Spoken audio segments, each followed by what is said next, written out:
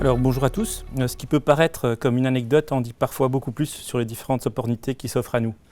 En les identifiant, on peut découvrir des nouveaux moyens de consommer, de réutiliser les ressources et de créer un avenir plus responsable et respectueux. Ces opportunités sont partout depuis toujours et il faut juste être attentif pour les identifier et les mettre en pratique. À Londres, les vestiges de la Seconde Guerre mondiale sont visibles dans un endroit improbable que vous pourriez traverser régulièrement et ne jamais y jeter un second regard. Dans un nombre important de lotissements dans le sud de Londres, les clôtures autour du périmètre sont en fait des vestiges et des excédents de la Seconde Guerre mondiale. Ce sont des civières médicales. Malgré tout, nous sommes architectes et nous sommes aussi attachés à une échelle qui est plus domestique. Dans ce cas-ci, dans un projet dans le fond de forêt, nous avons eu l'opportunité de réaffecter un espace en logement. Ce fut le cas ici pour la transformation d'un garage en fond d'îlot et mono-orienté. C'est une situation particulière qui nous a permis de travailler l'ombre et la lumière, de creuser en partie des patios, de pouvoir travailler et d'avancer sur les matérialités de façon plus avancée. Mais malgré tout, certains projets comme celui-ci demandent un travail plus ponctuel sur un fragment du bâtiment qui permet, ici dans une base qui était très renfermée, de vouloir ouvrir une maison en s'appuyant sur l'existant. C'est par ce travail de détail de cadrage qu'on se retrouve plongé dans ce paysage et le bardage original récupéré participe à sa conservation.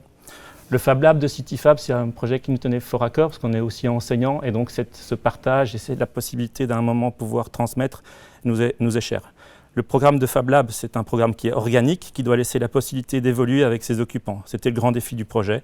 En plus d'être un endroit où les connaissances et les spécificités se croisent, il est un lieu de sociabilité. Bidule, c'était notre voisin, Rosica, et souvent il passait par nos bureaux en déposant des paires de lunettes qu'il voulait nous refiler. Je les porte encore, par ailleurs.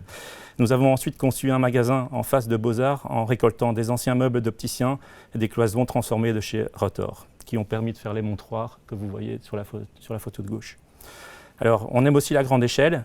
Et le site Copernic en est un exemple, c'est un bâtiment de 12 000 m2 industriel qui a été un vrai défi et un risque puisque à la base c'était une demande technique. On a voulu pousser pour pouvoir à un moment créer cette rue intérieure qui permet de mettre en contact les différentes PME telles que Oxfam qui sont en train de travailler dessus. Le cahier de charge prévoit aussi des matériaux de récupération.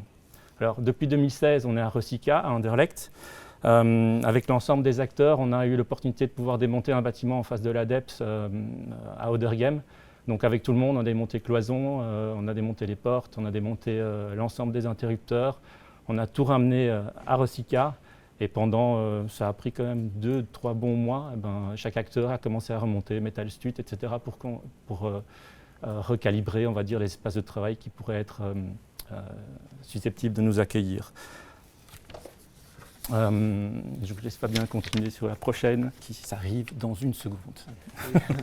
Alors vous l'avez vu, on est local, mais aussi international. On va dire c'est difficile pour nous de ne pas apprécier les échanges à l'étranger. Ici, c'est la Brussels House à Milan. C'est un espace de représentation réalisé avec des acteurs bruxellois à Bruxelles. C'est un projet circulaire et quasi sans déchets.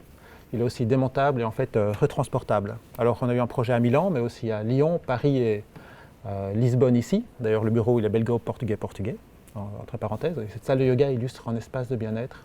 C'est pour nous une échelle vraiment appréciable parce que d'un côté, ce sont des équipements qui participent à l'enrichissement des quartiers et du tissu urbain, mais quelque part aussi, c'est un contrepoint à des espaces et une société qui est vraiment à saturation complète. Alors, vous l'aurez compris, on est circulaire. Alors, bien sûr, on est à Rosica. Bien sûr, on travaille avec un bel écosystème.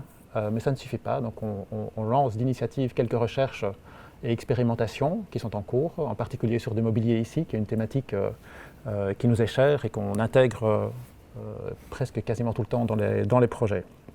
Alors voilà la slide la moins digeste de toute la présentation, pourtant la plus opérante certainement. C'est un inventaire circulaire pour un bâtiment semi-industriel, un vrai travail de fourmi, mais qui est basé sur une approche systématique, mais en réalité c'est un vrai plan de travail qui permet la remise en circulation et la récupération des matériaux.